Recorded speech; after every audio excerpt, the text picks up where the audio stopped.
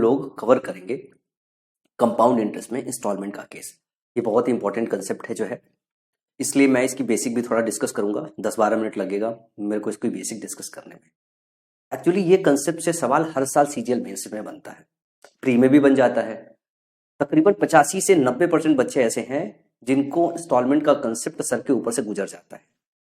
आज मैं इतना सही तरीके से आपको इंस्टॉलमेंट का केस पढ़ाऊंगा कि आपको ये कंसेप्ट कभी सर के ऊपर से गुजरेगा नहीं। और दूसरा जो प्रॉब्लम आता है कि अगर कंसेप्ट आप समझ भी गए ना तो एग्जाम में सॉल्व करने में बहुत ज़्यादा समय लग जाता है। तो आज मैं आपको इस तरीके से पढ़ाऊंगा कि 30-35 सेकंड में आप क्वेश्चन को सॉल्व भी कर लोगे। जो इंस्टॉलमेंट का जो है आपके पास क्वेश्चन आता है वो 2 साल के लिए आता है, कभी कभी वो 3 साल के लिए आ जाता है या 4 साल के लिए भी आ सकता है। तो मैं आपको ऐसे पढ़ा दूंगा, 2 साल आए, 3 साल आए, 4 साल आए, 5 साल आए, 6 साल आए, आप हर साल के लिए निकाल लो। और इसमें भी 2-3 वैरायटी होती है। एक होती है जो आपका इंस्टॉलमेंट होता है वो इक्वल इंस्टॉलमेंट का केस बनाया जाता है, और दूसरा जो बनाया जाता है वो अनइक्वल इंस्टॉलमेंट का केस बनाया जाता है। तो हम बेसिक कंसेप्ट को अनइक्वल इंस्टॉलमेंट के केस से समझना चालू करेंगे, और जब इक्वल करना होगा तो हम बराबर कर देंगे, क्योंकि उसका एक सब केस हो गया इक्वल इंस्टॉलमेंट का केस। तो इसकी बेसिक्स को बहुत अच्छे से समझेंगे जो है। तो चलो 10-12 मिनट में एक बार इसको समझ लेते हैं, बहुत इंपॉर्टेंट चीज है, बहुत मजा भी आएगा आपको समझने में। देखो, अगर मैं इंस्टॉलमेंट की बात करूं तो इसके पहले हम लोगों ने एसआई में इंस्टॉलमेंट पढ़ा था। तो जब सिंपल इंटरेस्ट में अगर हम इंस्टॉलमेंट की बात करते हैं, इंस्टॉलमेंट को अगर मैं आई से रिप्रेजेंट कर दूं, तो सिंपल इंटरेस्ट में जब हम इंस्टॉलमेंट की बात कर रहे थे तो हम क्या काम कर रहे थे, इसको प्रिंसिपल में से घटा रहे थे। इसको क्या कर रहे थे, प्रिंसिपल में से घटा रहे थे, हम इंटरेस्ट को टच नहीं कर रहे थे। जबकि कंपाउंड इंटरेस्ट में क्या होने वाला है, यही इसका बेसिक कंसेप्ट है। जब इसमें इंस्टॉलमेंट की बात करेंगे तो ये प्रिंसिपल की जगह किससे घटेगा, अमाउंट से घटेगा, हर साल के अमाउंट से घटेगा। सिंपल इंटरेस्ट में प्रिंसिपल से घट रहा था और कंपाउंड इंटरेस्ट में ये अमाउंट से घटता है। तो मैं मान लेता हूं कि कोई मेरा प्रिंसिपल पी है, मेरा कोई प्रिंसिपल पी है, हमारे पास कोई आर रेट परसेंट दिया हुआ है जिसपे कंपाउंड होना है। तो पहली साल में मान लो आपका अमाउंट A1 बना हुआ है। क्या बना हुआ है, अमाउंट A1 बना हुआ है। और मैंने कहा कि पहले साल के अंत में मैंने एक इंस्टॉलमेंट दे दिया I1 दे दिया। तो इंस्टॉलमेंट देने के बाद जो हमारे पास रकम बचेगी वो क्या बचेगी, A1 माइनस I1। भाई मेरा अमाउंट बन गया था A1 का, अब इसमें से मैंने I1 इंस्टॉलमेंट दे दिया। क्या दे दिया, I1 इंस्टॉलमेंट दे दिया जो है। तो मेरे पास जो बचा हुआ रकम है वो कितना रकम बच जाएगा, क्योंकि जो I1 घटेगा वो अमाउंट से घटता है। बचा हुआ रकम मेरे पास कितना बचेगा, A1 माइनस I1। अब अगर मुझे दूसरे साल के अंत में पूरा पैसा चुकाना है तो इस बचे हुए पे कंपाउंड इंटरेस्ट लगेगा, कितना, R%। और ये जो आएगा यहाँ पे हमारा अमाउंट, इतना ही इंस्टॉलमेंट दे देंगे। मान लो 2 इंस्टॉलमेंट में खत्म करना है, तो जो भी यहाँ पे अमाउंट आएगा वही हमारा I2 इंस्टॉलमेंट हो जाएगा। I2 देंगे और खत्म कर देंगे। क्या करेंगे, I2 देंगे, हम खत्म कर देंगे। तो मैं पूछूं आपसे कि जो I2 होगा ये किसके बराबर होगा, तो आप बोलोगे कि बहुत सिंपल है भाई, ये हमारा इसके लिए प्रिंसिपल का काम करता है। तो A1 माइनस जो I1 है यही हमारा प्रिंसिपल के लिए इस साल के लिए काम करेगा, और इसका R% निकाल के इसमें जोड़ना है। तो मैं इसको यूं कह दूं 1 + R/100 हो जाएगा। आप कहोगे बिल्कुल सही है सर, बिल्कुल हो जाएगा। लेकिन अगर मैं पूछूं कि जो A1 है, A1 भी तो आपको पता है ये क्या है, प्रिंसिपल का 1 + R/100 है, 1 + R/100 है। आप कहोगे हाँ सर। अब इस वाले डेटा को इसमें रख देते हैं। मैं यहाँ पे डिस्कस कर रहा हूँ I2 का, तो I2 जो होगा वो हमारा किसके बराबर हो जाएगा, A1 की वैल्यू रखेंगे P × 1 + R/100, ठीक है ना, माइनस I1। और ये जो लिखा था 1 + R/100, इसको मैं I2 के साथ ले आता हूं। जब I2 के साथ ले आऊंगा तो जरा ध्यान से देखो, ये हो जाएगा 100/100 + R, ये हो जाएगा। इसको सॉल्व करेंगे तो कुछ ये आ जाएगा। इसके बाद इसको अगर और सॉल्व करें, ये I1 को इधर ले आओ। क्या करो, ये I1 को इधर ले आओ, तो 100/100 + R × I2, ये इधर था, हम I1 को इधर लेके आए। साथ में जरा ध्यान से देखो, ये मेरा प्रिंसिपल था, प्रिंसिपल के साथ 1 + R/100 है, 1 + R/100 है। और मैं क्या काम करूं, सिर्फ P निकालना हो तो मैं इधर क्या करूंगा, 100/100 + R से गुणा कर दूंगा। तो जो भी I1 होगा इसमें गुणा हो जाएगा 100/100 प्लस R से, और इसमें गुणा होगा तो इसका स्क्वायर हो जाएगा, इसका स्क्वायर हो जाएगा। तो मान लो किसी सवाल में आपको प्रिंसिपल दिया हुआ है, क्या दिया हुआ है, किसी सवाल में प्रिंसिपल दिया हुआ है, ठीक है ना, रेट परसेंट दिया हुआ है, साथ में I1 दिया हुआ है एंड I2 दिया हुआ है कि 2 इंस्टॉलमेंट में पैसा चुका दिया गया है, तो इनके बीच में आपस में जो रिलेशन होता है वो ये रिलेशन होता है, ठीक है। इसी को थोड़ा और दूसरे वर्जन में लिख लेते हैं, मैं P को लिख दूं, P को इधर पे लिखूं और मैं 100/100 प्लस R अगर कॉमन ले लूं तो मैं इसको ऐसे लिख सकता हूं कि I1 plus I2 times 100/100 plus R, और इस टोटल का अगर मैं देखूं तो क्या हो जाएगा 100/100 प्लस R, ये मैंने कॉमन ले लिया, तो ये दूसरा वर्जन हो जाएगा। आप चाहो तो इन दोनों में से कोई फॉर्मूला याद रख लो, मैं अभी सिखा दूंगा, फॉर्मूला याद करने की जरूरत नहीं है, डायरेक्टली आप क्वेश्चन को सॉल्व कर लोगे, डायरेक्टली क्वेश्चन को सॉल्व कर लोगे। समझ में आया? तो इसमें से आपको P दिया हो सकता है, I1 मतलब I1 I2 दे दिया जाए, R दे दिया जाए, P निकालने के लिए कहा जाए तो आप इस फॉर्मूले से निकाल सकते हो ना। तो इसमें वेरिएबल कितना है, P वेरिएबल है, ध्यान से देखना क्या क्या वेरिएबल है आपका जो बदल रहा है। वेरिएबल आपका P, R, I1 और I2, तो कोई भी इसमें 3 देके चौथा पूछ सकता है,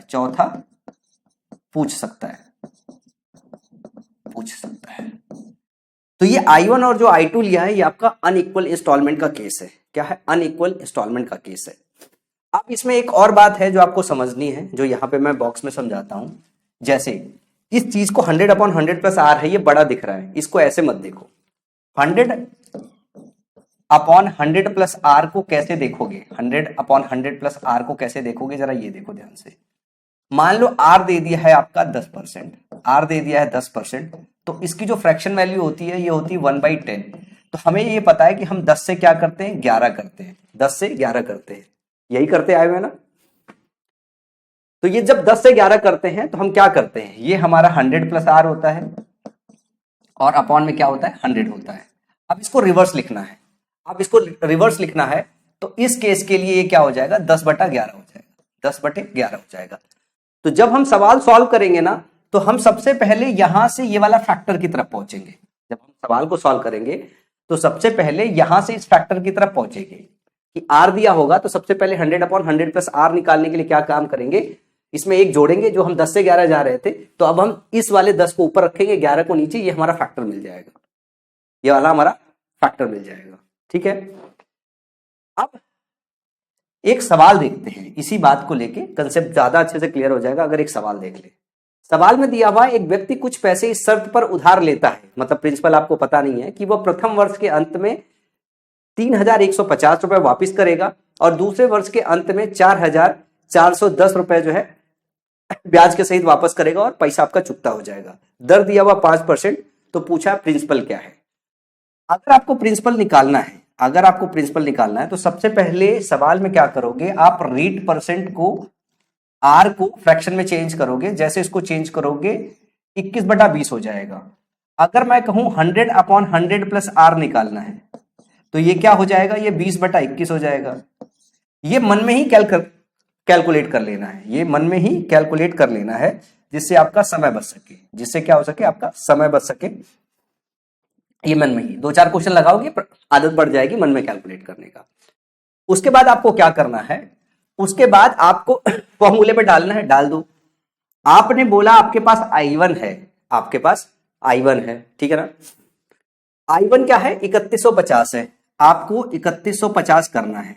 प्लस में ध्यान रखिएगा 4410 का क्या करना है, 4410 का आपको 20/21 करना है, 100/100 प्लस R करना है, और फिर ये जो आया है उसका 20/21 करना है, 20/21 करना है। आपका प्रिंसिपल आ जाएगा, अब ध्यान से चाहो इसको काटोगे तो काट सकते हो, 21 से काटोगे ये आ जाएगा 21, ये काटोगे तो 21 से 21 आ जाएगा। ठीक है, तो ये लिखा हुआ 21 × 20, ये लिखा है 3150। तो आप ना सीधे इसको ऐसे ही सॉल्व कर लो अंदर ले आके, तो ये हो जाएगा 3150 इंटू 20/21। मतलब मत लिखो, मेंस वाले बच्चे हो, बेसिक वाले होते तो सिखाते। यार मैं भूल गया, मेंस वाला बैच चल रहा है, इसमें लिखने की जरूरत नहीं ना, इसमें तो मन में कैलकुलेट करना होता है। फिर 21 से काटो, 21 से जब काटोगे ये 21 कट जाएगा, यहां से काटोगे तो 21 एक कम 21, 10 बचेगा, 21 पंचे 105, ये 100 हो जाएगा 150, ये हो जाएगा 150। तो ध्यान से देखो, 150 प्लस 20 170 हो जाएगा। क्या हो जाएगा? 170। और जो है ठीक है ना, इसमें एक जीरो बचा हुआ है, ध्यान से देखो, तो 170 नहीं होगा, ये 200 है। तो 200 प्लस 150 कितना हो जाएगा? 350, और 350 गुणे 20 आ जाएगा, 20 को अंदर लेके जाओगे तो ये टोटल 35 दूनी 7000 आ जाएगा। तो प्रिंसिपल आपका कितना है? 7। प्रिंसिपल आपका 7000। तो ये अगर आपको एक बार याद हो गया तो ये आपके लिए बहुत आसान हो जाएगा सवाल सॉल्व करना। एक चीज मैं और आपको यहां पे बताना चाहता हूं, जरा ध्यान से देखिएगा। एक चीज और बताना चाहता हूं, अगर 2 साल से ज्यादा है, 2 साल से अगर ज्यादा है, 2 से ज्यादा अगर है, तो हमने प्रिंसिपल क्या निकाला है? इसको प्रूव करने की जरूरत नहीं है, याद कर लो। प्रिंसिपल हमने निकाला था कि प्रिंसिपल क्या होगा कि I1 का 100/100 प्लस R होगा, यही निकाला था ना। फिर ध्यान से देखो, I2 का क्या होगा? 100/100 प्लस R का स्क्वायर है, यही तो निकाला था। अगर मैं कह दूं I3 होगा, तो आपका दिमाग तुरंत चल जाना चाहिए कि सर ये पैटर्न इस तरह से बन रहा है कि 100/100 प्लस R का क्यूब हो जाएगा। अगर मैं बोलूं कि भाई I4 भी है, तो I4 का क्या हो जाएगा? 100/100 प्लस R का पावर 4 हो जाएगा। 5 है तो 100 ऑन हो जाएगा। प्रिंसिपल आपका ऐसे निकल के आएगा। एक सिंगल फॉर्मूले में आपका सारा का सारा कुछ समराइज हो गया है। सिंगल फॉर्मूले में सारा का कुछ सारा समराइज हो गया है। दूसरी चीज यह है कि इस सवाल को करने का एक और तरीका हो सकता है, एक और तरीके से इस सवाल को कर सकते हो, ठीक है ना। है यही चीज, लेकिन फॉर्मूला अप्लाई करने के बाद जो है सेकंड मेथड, अगर बोलो सेकंड मेथड, इसको ऑब्जर्वेशन है कि आप कितना तेज देख पा रहे हो। ये मेथड 1 है, फॉर्मूला बेस्ड है। आप इसको ऐसे कह सकते हो कि आपको पता है कि मान लो कोई आपका प्रिंसिपल होगा, प्रिंसिपल का क्या करोगे आप? 21/20 निकालोगे तो आपको एक अमाउंट मिलेगा A1, कहोगे ना, अमाउंट मिलेगा A1। A1 में से पहला इंस्टॉलमेंट घटाओगे, पहला इंस्टॉलमेंट कितना था? 3150, 3150 जो आएगा उसका 21/20 निकालोगे तो क्या आ जाएगा? दूसरा इंस्टॉलमेंट है 4410, 44 हो जाएगा। तो आप इससे रिवर्सल आ लो, रिवर्सल आ जाओ, इसको क्या निकालोगे? 20/10 निकालोगे तो आप ये डिफरेंस लेके आ जाओगे, ठीक है ना। ये 3150 था, एक और है 3150 है, आप रिवर्स आ लो। 4410 से इधर आओगे तो आपको 20/21 निकालना पड़ेगा। 20/21 इसका निकाल लो तो 21 से कट जाएगा, ये 4200 आ जाएगा। कितना आ जाएगा? 4200 आ जाएगा। A1 minus 3150। तो A1 अगर निकालना हो तो A1 क्या हो जाएगा? इसमें जुड़ जाएगा, तो ये हो जाएगा 0 5 और 2 1 3 4 3 7 7350 हो जाएगा। फिर वापस यहां पे जाना होगा तो आपको क्या करना पड़ेगा? फिर से अगर आपको प्रिंसिपल निकालना होगा तो आपको इसको 7350 का क्या करना पड़ेगा? 20/21 करना पड़ेगा, 20/21 करना पड़ेगा। जब 20/21 करोगे A1 का, ये क्या है आपका? ये A1 है। A1 का करोगे तो 20/21 वापस क्या आ जाएगा? वापस यही आ जाएगा, प्रिंसिपल आपका 7000 आ जाएगा। तो आप इसको ऐसे भी कर सकते हो, फॉर्मूला भूल गया है तो आप इसको ऐसे भी कर सकते हो। ये है बेसिक, जो जहां से हम लोगों ने स्टार्ट किया था, और ये है वो इंड रिजल्ट जो फॉर्मूला आया था, फॉर्मूले में डायरेक्टली पुट कर रहे थे। तो ध्यान रखना, ये 100/100 प्लस R जो है 20/21 के बराबर जो हुआ रेट का, ये आपको अगली सवाल से ऐसे नहीं लिखना है, ऐसे नहीं लिखना है कि आप पहले 100/100 प्लस R निकालोगे। ये दोनों चीजें हैं जिसको जिसमें तेजी बने उसका इस्तेमाल करके उसको सवाल को सॉल्व करना है। सीजीएल मेंस का क्वेश्चन है, ठीक है ना। तो सवाल का सही जवाब ऑप्शन नंबर 3 हो गया। पर आगे चलते हैं, अगला सवाल है। सवाल दिया हुआ है, एक व्यक्ति ने एक निश्चित राशि उधार ली, राशि पता नहीं है। पहले वर्ष के अंत में 4000 रुपए और दूसरे वर्ष के अंत में 7700 रुपए का भुगतान किया। ये I2 है और ये आपका क्या है? I1 है।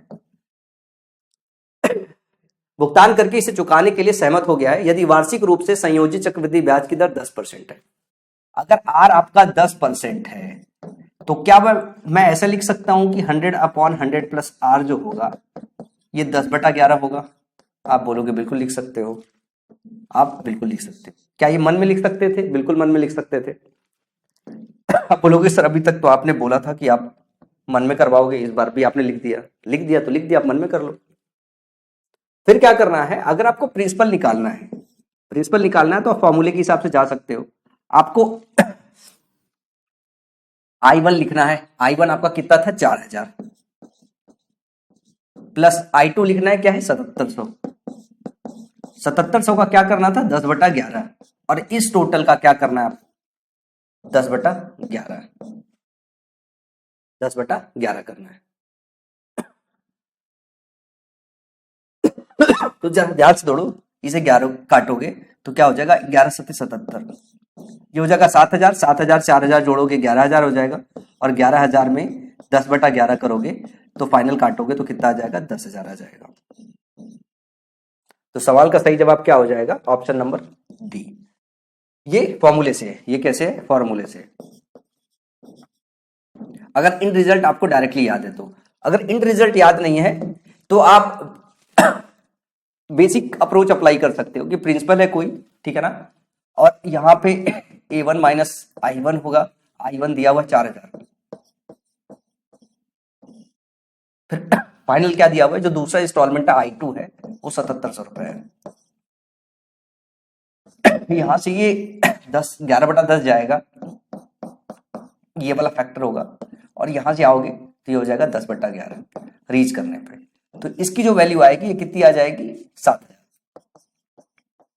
तो A1 कितना हो जाएगा, 4000 7000 11000, और जो P हो जाएगा वो क्या हो जाएगा, इसका वापस करोगे तो 10/11 पहुंचोगे, ठीक है, तो ये आ जाएगा 10,000।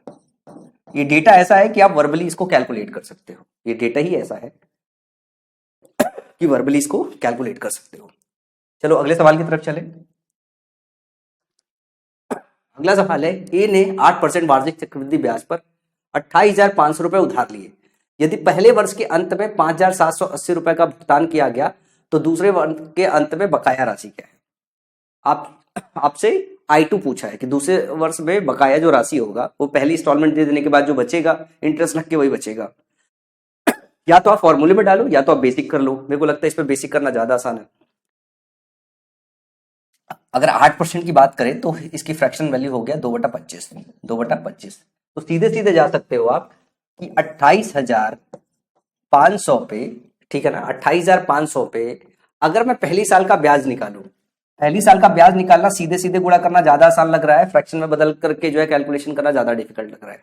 तो इसका मैं सीधा 8% निकाल लूंगा, 8% निकालूंगा तो ये 0 0 हो गया, ठीक है ना, 28,500 लिखा था ना, 8×5 = 40, 8×5 = 64, 4 68, और 8 दूनी 16, 16 6 22, ठीक है ना, बटा 100, तो ये 2 0 हट जाएगा, ये 0 हट जाएगा, ठीक है ना। इतना आपका क्या हो जाएगा, इंटरेस्ट हो जाएगा।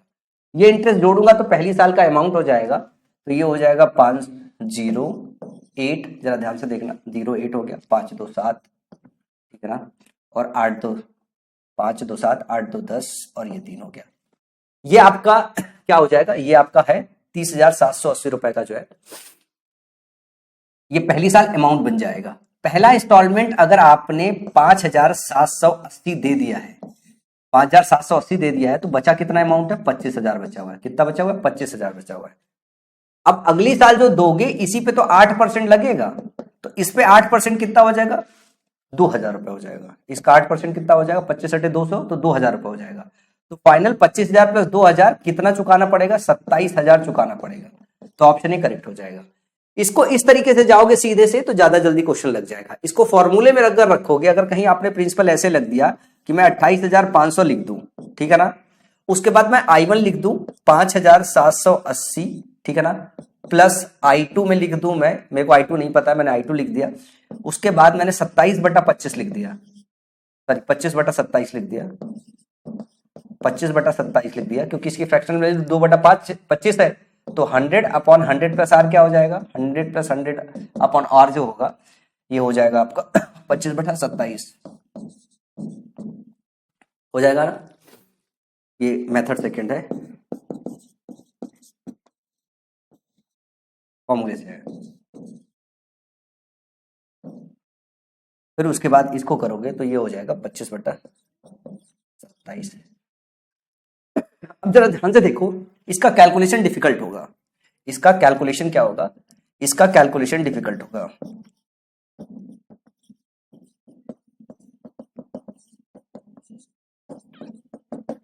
ये इजी पड़ेगा। मेथड 1 और इट्स कॉल्ड बेसिक। तो आपको समझना पड़ेगा कि इस तरीके के सवालों को किधर से जाके सॉल्व करना है।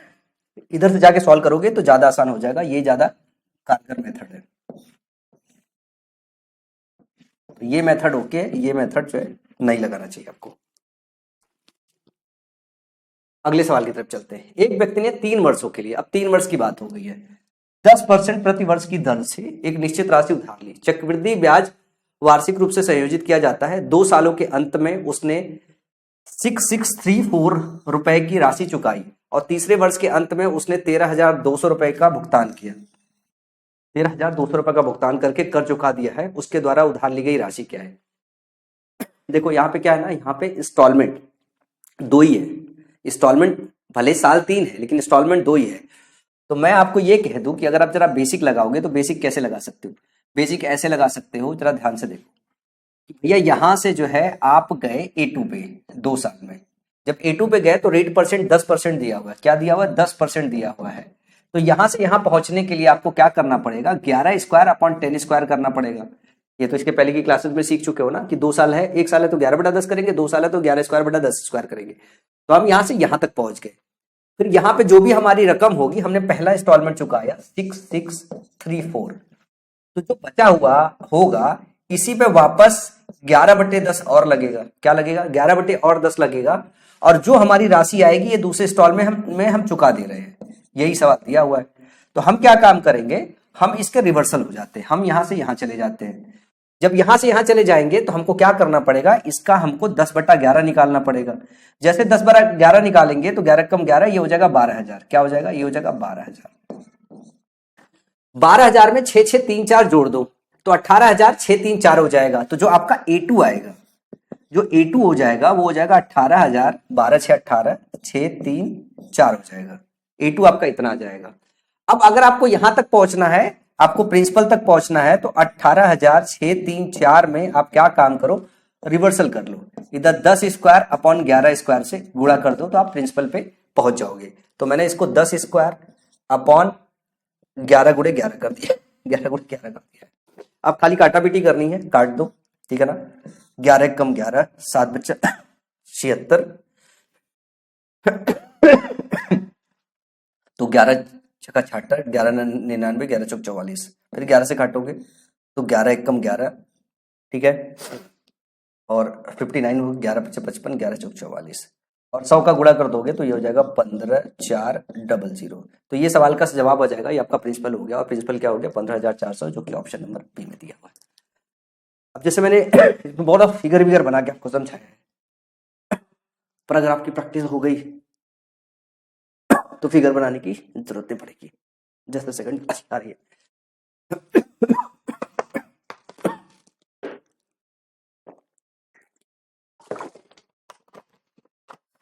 हाँ, मेरी हेल्थ थोड़ी ठीक नहीं है यार, पर आपकी क्लास भी छोड़ नहीं सकते। अगले सवाल की तरफ चले। अगले सवाल देखते हैं। अतुल ने 12,000 रुपए की राशि उधार ली और पहले वर्ष के अंत में 4,800 रुपए और दूसरे वर्ष के अंत में 9,240 रुपए का भुगतान करके इसे चुकाने के लिए सहमत हो गया। सालाना चक्रवृद्धि ब्याज की दर क्या है? सालाना चक्रवृद्धि ब्याज की दर क्या है? अब दो तरीका है। एक तो हो गया जैसे प्रिंसिपल लिखा हुआ है, ठीक है ना, 12,000 हो गया। अगर क्लिक ना करे इसलिए बता रहा हूं, कई बार क्या होता है कि कंसेप्ट एग्जाम में क्लिक नहीं करता है, तो आप बेसिक पे चले जाओ। 12,000 हो गया। 12,000 में पहली इंस्टॉलमेंट क्या है? 48 प्लस दूसरी क्या है? 9,240 है। और इसमें हमको क्या काम करना है? 100/100 प्लस आर करना है। और ये जो भी आ रहा है इसका वापस से अपने को क्या करना है? 100/100 प्लस आर करना है। 100 प्लस आर करना है। आपके पास एक इक्वेशन एक वेरिएबल है, चाहे तो आप इसको एक इक्वेशन एक वेरिएबल को ऐसे सॉल्व कर लो, या दूसरी चीज है, अगर इसको लिख पा रहे हो तो आप क्या काम करो, आर की वैल्यू यहां पुट करना चालू कर दो। ये डेटा इस तरीके से है कि अगर आपका अभ्यास हो जाएगा तो आप सबसे पहले 10% ही पुट करोगे। आप देखोगे कि 10% से क्या ये सॉल्व हो जा रहा है कि नहीं। अगर 10% की बात करोगे तो क्या हो जाएगा, 11/10 हो जाएगा। तो आपका सोल्यूशन कैसे निकलेगा, ये 4800 हो गया। जरा ध्यान से देखो, 11 से भाग दोगे तो 11×8 = 88 और 11×4 = 44 और 0 इधर और आ गया।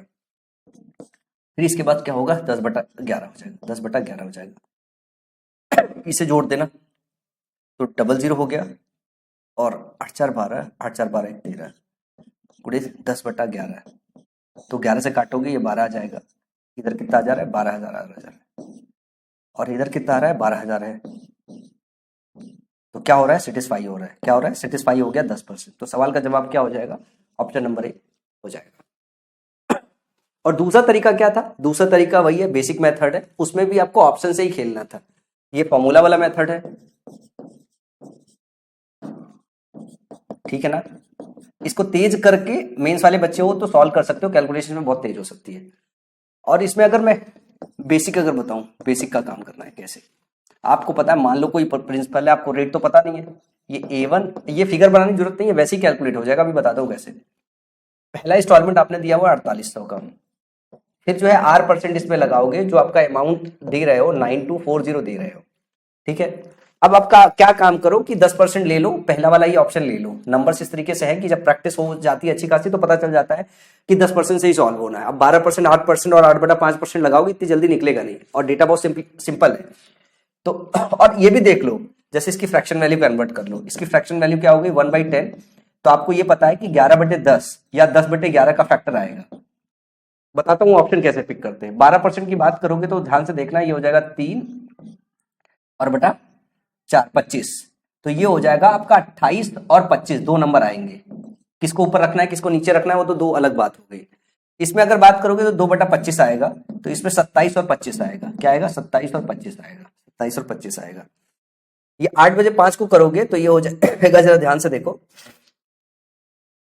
ये 4 दूनी 8 और 25 पंचे 125, 125 हो जाएगा। तो ये हो जाएगा 125 और 127, दो जोड़ोगे उसमें तो ये फैक्टर हो गया।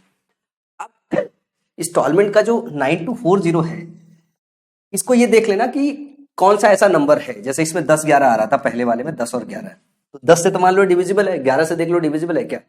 तो आपको पता है कि 9 4 13 में से 2 घटाओगे 11 से डिविजिबल है। फिर आप देखो क्या 7 से डिविजिबल है, 7 एक कम 7 हो गया और 22 हो गया, 7 से डिविजिबल है, ठीक है ना। तो संभावित 12% भी हो सकता है जो है।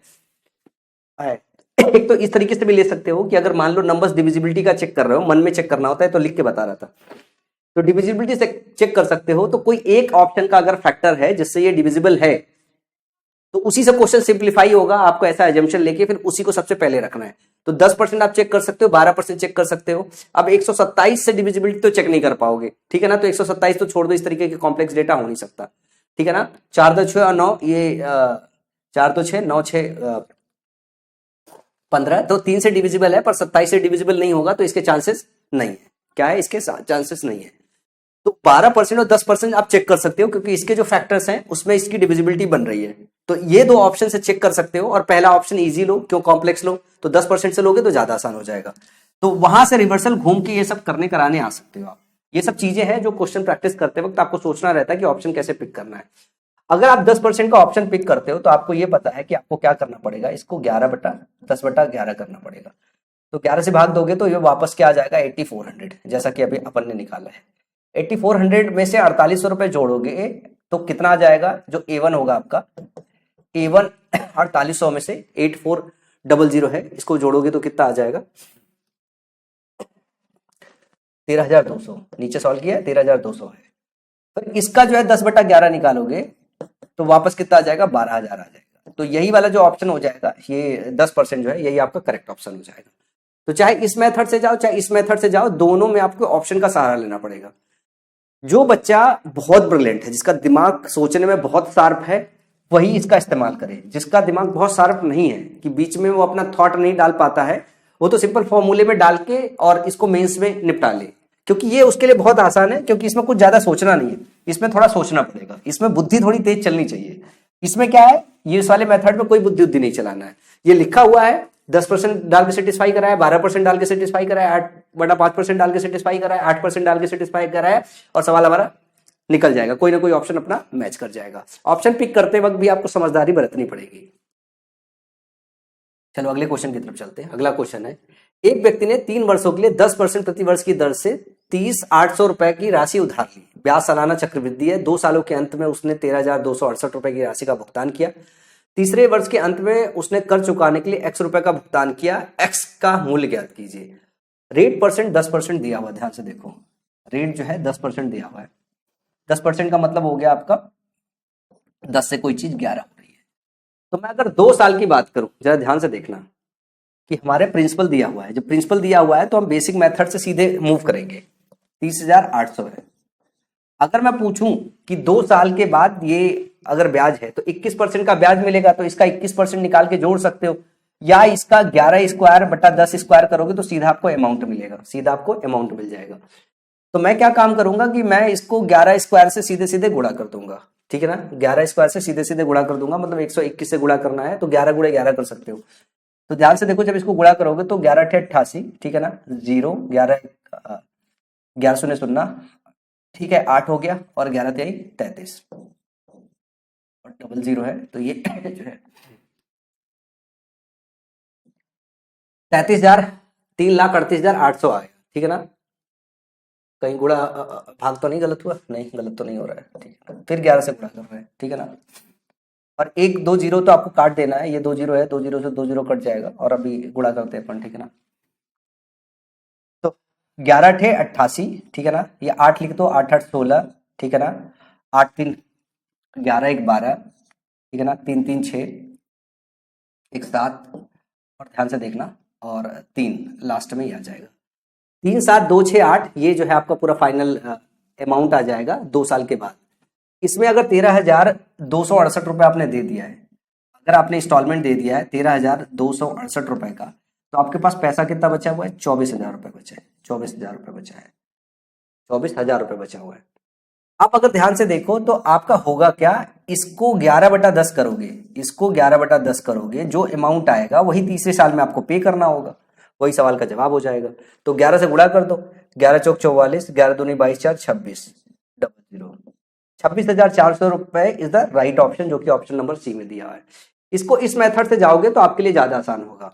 अगर आप फॉर्मूले के हिसाब से जाओगे तो फॉर्मूले के हिसाब से देखो क्या लिखोगे, 30,800, ठीक है ना, बराबर 30,800 बराबर 13,268 रुपए का आपने पहले इंस्टॉलमेंट दिया, 13,268 रुपए का आपने पहला इंस्टॉलमेंट दिया है, ठीक है ना। तो जो पहला इंस्टॉलमेंट है I1, और फिर जब I2 करोगे तो यहां पे बुद्धि थोड़ी सी हिलेगी। क्यों? क्योंकि हमने पहली साल का वो निकाला है, फिर दूसरी साल का निकाला है, तो ये जो फॉर्मूला है यहाँ पे अप्लाई नहीं कर पाओगे, ये जो फॉर्मूला है यहाँ पे अप्लाई नहीं कर पाओगे, आपकी बुद्धि हिलने लगेगी। तो बेहतर तो यही है कि इस वाले मेथड की जगह आप यही जाओ। मैं अभी समझाने को तो समझा दूं कि कैसे जाओगे, फॉर्मूला कैसे चेंज होगा, लेकिन उसमें आप ज्यादा कंफ्यूज होगे। तो जो चीज कंफ्यूजन वाली चीज हो उसे स्किप कर देना चाहिए, आप इसको इस तरीके से मूव कर लो, ज्यादा बेटर। अगर आपको रिवर्सल भी आना होगा तो आप रिवर्सल भी इधर ही से इधर ही आ जाना, ठीक है ना, इसी मेथड को लेके। तो ये बेस्ट मेथड है, इसके लिए बेस्ट मेथड है इस क्वेश्चन को सॉल्व करने का, कि आप इसको इसी तरीके से अप्रोच करो। चलो अगले सवाल की तरफ देखते हैं। अगला सवाल क्या दिया हुआ है? अगला सवाल नहीं है, अगला है कंसेप्ट, इक्वल इंस्टॉलमेंट का केस है, इक्वल इंस्टॉलमेंट का केस। अब जैसे मैंने आपको बोला कि प्रिंसिपल है हमारा, प्रिंसिपल में हमने कहा कि I1 प्लस I2, अभी जो हमने फॉर्मूला निकाला उसी का इस्तेमाल कर रहे हैं, 100/100 प्लस R, यही लिखा था ना, 100/100 प्लस R, और साथ में इसको अगर मैं कह दूं तो इसके बाहर था 100/100 प्लस R, यही हमारा फॉर्मूला था। अब मैं आपको ये बोलूं कि हमारा अगर इंस्टॉलमेंट इक्वल है, इसका मतलब क्या है, I1 बराबर I2 है। I1 बराबर I2 है तो मैं इसको ऐसे लिख सकता हूं, P बराबर, ठीक है ना, I कॉमन ले लूं तो 1 + 100/100 प्लस R, ये हो जाएगा I इंटू 100/100 प्लस R। या इस वाले को अंदर गुणा कर देता हूं, इस वाले को अंदर गुणा कर देता हूं, तो हमारा जो प्रिंसिपल होगा वो क्या हो जाएगा, प्रिंसिपल हो जाएगा 100/100 प्लस R, ठीक है ना, प्लस 100/100 100 प्लस आर का होल स्क्वायर, ये टाइम्स आई हो जाएगा, ये टाइम्स आई हो जाएगा। या फिर आप यूं कह दो, अगर हम प्रिंसिपल की बात करें तो ये हमारा आई हो जाएगा, इसी को बस लिख रहे हैं, लिखने का तरीका है 100 plus R plus 100 upon 100 plus R का होल स्क्वायर, ये हो जाएगा। बोलोगे हाँ बिल्कुल सर हो जाएगा, पर सवाल को सॉल्व करने के लिए क्या ये फॉर्मूला इस्तेमाल करना है? नहीं, फॉर्मूला एकदम बिल्कुल इस्तेमाल नहीं करना है। आप कर भी सकते हो, अगर प्रिंसिपल दिया हुआ हो, अगर प्रिंसिपल दिया हुआ हो तो आप इंस्टॉलमेंट निकालने के लिए काम भी कर सकते हो, मतलब ये डायरेक्ट फॉर्मूला आप लगा सकते हो। लेकिन मैं आपको एक दूसरा तरीका बताता हूँ जो आपके लिए ज्यादा आसान हो जाएगा। जैसे मैंने मान लो ले लिया आर हमारा 10% है, आर हमारा 10% है, 10 की फ्रैक्शन वैल्यू क्या होती है? 1/10 होती है। हम क्या कहते हैं कि पहली साल में जो प्रिंसिपल होता है हमारा 10 से 11 होता है, दूसरी साल में क्या होता है, ये 10 स्क्वायर से 11 स्क्वायर होता है, 11 स्क्वायर होता है। तो यहां पे जरा ध्यान से देखो, ये है क्या? ये है एक ऊपर से नीचे जो रेशियो है, दूसरा है उसका स्क्वायर है। तो ये क्या है? ऊपर बगैर स्क्वायर का रेशियो है और ये स्क्वायर का रेशियो है। इन दोनों को अगर मैं जोड़ दूं, इन दोनों को अगर जोड़ दूं मैं, तो क्या आएगा मेरा? अगर इन दोनों को जोड़ दूं तो क्या आएगा मेरा? ये जो है ये प्रिंसिपल आ जाएगा, दोनों सम करेंगे तो ये प्रिंसिपल आ जाएगा। भाई अगर मैं सम कर रहा हूं तो ये और ये मिला के क्या आ जाएगा? ये यहाँ पे प्रिंसिपल आ जाएगा। ये वाला जो सेक्शन है ओवरऑल, ये हमारा प्रिंसिपल आ जाएगा। ये और ये जब सम करेंगे तो ये हमारा क्या आ जाएगा? अमाउंट आ जाएगा। लेकिन यहाँ पे क्या होता है, ये वाला जो सेक्शन होता है ये होता है आपका इंस्टॉलमेंट I1, ये होता है इंस्टॉलमेंट I2। क्या होता है? ये इंस्टॉलमेंट I1 होता है, ये इंस्टॉलमेंट I2 होता है। ये हम तभी अप्लाई करेंगे जब इक्वल इंस्टॉलमेंट का केस आता है। अनइक्वल इंस्टॉलमेंट का केस जैसे प्रीवियसली बताया वैसे करेंगे, जब इक्वल इंस्टॉलमेंट का केस आएगा तो आपको इसको ऐसे करना पड़ेगा। बस इसी चीज को आपको समझना है। एक बार आप इस चीज को समझ गए ना तो सारे क्वेश्चन बहुत आसानी से लग जाएंगे कि जो भी आपका रेट परसेंट दिया होगा उसका फ्रैक्शन निकालोगे, और जैसे हम 10 से 11 करते हैं, एक साल का होगा तो 10 से 11 करेंगे। अगर मान लो 3 साल का होगा तो आपको पता है फिर 10 क्यूब से हम क्या काम करेंगे? 11 क्यूब करेंगे। और ये वाला जो सेक्शन होगा ये होगा हमारा इंस्टॉलमेंट। अगर इन तीनों को जोड़ोगे तो अमाउंट ही तो मिलता है। अगर 3 टुकड़ों में अगर आपने पैसा दिया है तो जितना मूल रकम प्लस ब्याज मिला वही मिला के दो देते हो, तो I1 plus I2 plus I3 जो है वो क्या होगा? अमाउंट के बराबर होगा। और ये जो होता है ये जब जोड़ोगे तो ये आपके प्रिंसिपल के बराबर होगा। बस यही बात यहाँ पे समझनी है आपको, ठीक है? तो जब इक्वल इंस्टॉलमेंट का केस बोलेगा तो आपको ये समझना है, जब 2 साल का बोलेगा, क्या बोलेगा? जब 2 साल का बोलेगा तो 2 साल में आप क्या काम करोगे? मैं इसको अलग अलग लिख देता हूं 2 ईयर के लिए, तो मैं ये वाला सेक्शन हटा देता हूं यहां से, ठीक है ना? फिर मैं 3 ईयर के लिए लिख देता हूं 10 से 11, 10 स्क्वायर से 11 स्क्वायर, और तीसरी साल की चर्चा होगी तो 10 क्यूब से 11 का क्यूब होगा। ये होगा आपका I1, ये होगा I2 और ये होगा I3। ये होगा प्रिंसिपल जो सम आएगा, और ये होगा जो अमाउंट होगा टोटल आएगा जितना करोगे सबका, तो ठीक है ना? परसेंटेज से मिक्स मत करना, परसेंटेज में हम गुणा करते थे, इस वाले केस में हम जोड़ेंगे। क्या करेंगे? इस वाले केस में हम जोड़ेंगे, इन तीनों को जोड़ेंगे तो हमारा प्रिंसिपल बन जाएगा, और इनको जब जोड़ेंगे तो हमारा अमाउंट आ जाएगा। तो जब हम इक्वल इंस्टॉलमेंट की केस करते हैं तो आप ध्यान रखो कि यहां जो है अगर ये I1 बराबर I2 हो जाए, I1 बराबर I2 हो जाए, अगर ऐसा केस हो जाए तो आपको इसी वाले सेक्शन में I1 I2 को बराबर करना पड़ेगा। कैसे? इसमें 11 का गुणा कर दोगे तो इसमें भी 11 का गुणा करना पड़ेगा, 11 का गुणा करना पड़ेगा। तो 11 11 हम, ये क्या हो जाएगा? 121 हो जाएगा, और ये क्या हो जाएगा? ये 121 हो जाएगा, और अमाउंट टोटल जोड़ोगे तो 242 हो जाएगा। जबकि आप प्रिंसिपल जोड़ोगे तो ये हो जाएगा 100, ये हो जाएगा 110, तो टोटल मिलके क्या हो जाएगा? प्रिंसिपल आपका 210। ये आ जाएगा आपका प्रिंसिपल, ये जो आ जाएगा ये आ जाएगा आपका अमाउंट, ये आ जाएगा आपका अमाउंट, और ये जो आ जाएगा 121 ये आपका इंस्टॉलमेंट हो जाएगा, ये आपका इंस्टॉलमेंट हो जाएगा। जब 3 साल की बात करें तो आपको क्या बराबर करना पड़ेगा? I1 बराबर I2 बराबर I3 करना पड़ेगा, I2 बराबर I3 करना पड़ेगा इक्वल इंस्टॉलमेंट के केस में। तब ऐसे केस में आपको गुणा करना पड़ेगा इसमें 11 से, इसमें गुणा करना पड़ेगा 11 स्क्वायर से, फिर तीनों को जोड़ोगे तो आपका टोटल अमाउंट आएगा, और इसको जोड़ोगे तो आपका प्रिंसिपल आएगा। बस इसी फंडे को आपको अप्लाई करना है, 3-4 क्वेश्चन में अप्लाई करोगे, सवाल एकदम झमाझम आ जाएगा, ठीक है? तो चलो इसको अप्लाई करते हैं।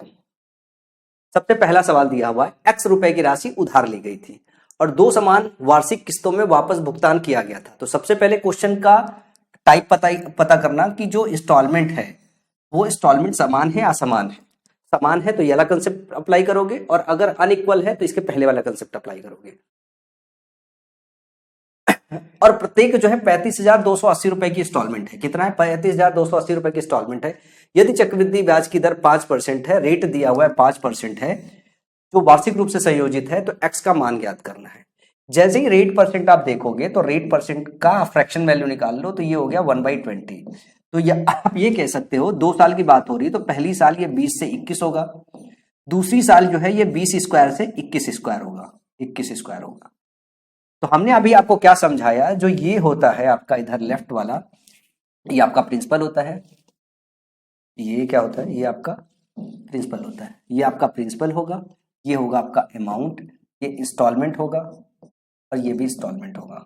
ठीक है, इन दोनों का जब सम करेंगे, इन दोनों का जब सम करेंगे हम, तो हमें यहाँ अमाउंट मिलेगा और यहाँ पे हमें प्रिंसिपल मिलेगा जब दोनों को सम करेंगे। तो चलो कर देते हैं।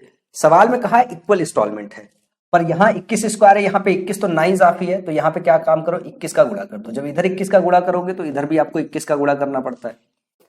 21 का 21 में गुणा करोगे तो क्या हो जाएगा 441, और 441 को 2 बार जोड़ोगे तो कितना हो जाएगा 482। इधर हो जाएगा 400, इधर हो जाएगा 21 दूनी 42, 420, ये हो जाएगा, ये 882 आएगा ना, ये 882 आएगा। और ये क्या आ जाएगा, जरा ध्यान से देखो, ये 420 है, ये 400, तो 820 आ जाएगा। तो प्रिंसिपल जो है वो 820 मिल गया, और ये जो है आपको क्या है, अमाउंट मिल गया 882। सवाल में दिया क्या हुआ है? सवाल में दिया हुआ है इंस्टॉलमेंट। सवाल में दिया हुआ है कि 35,280 रुपए की इंस्टॉलमेंट है। प्रत्येक इंस्टॉलमेंट 35,280 है। हमारा इंस्टॉलमेंट हमारे इस कैलकुलेशन के हिसाब से कितना आया, 21 गुणे 21, 21 गुणे 21, ये क्या आया हमारा, ये हमारा इंस्टॉलमेंट आया, जो कि सवाल में क्या दिया हुआ है, सवाल में दिया हुआ है 35,280, 35,280।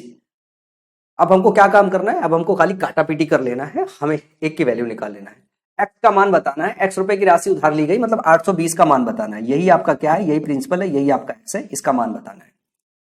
तो 21 से काटोगे, 21 से काट लिया, 21 से कम 21, और फिर जैसे 21 का पाड़ा पड़ोगे तो 14 बचेगा, 142 हो जाएगा। 142 हो गया, मतलब कितनी बार जाएगा, 7 बार जाएगा? नहीं, 6 बार जाएगा।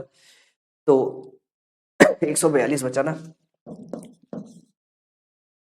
6 बार जाएगा, 21 6 कम 6, 6 दूनी 12, 126। 126 से घटाओगे तो 16 बचेगा, और फिर 168 हो जाएगा। अब की बार 8 बार चला जाएगा, ठीक है ना, तो ये हो जाएगा।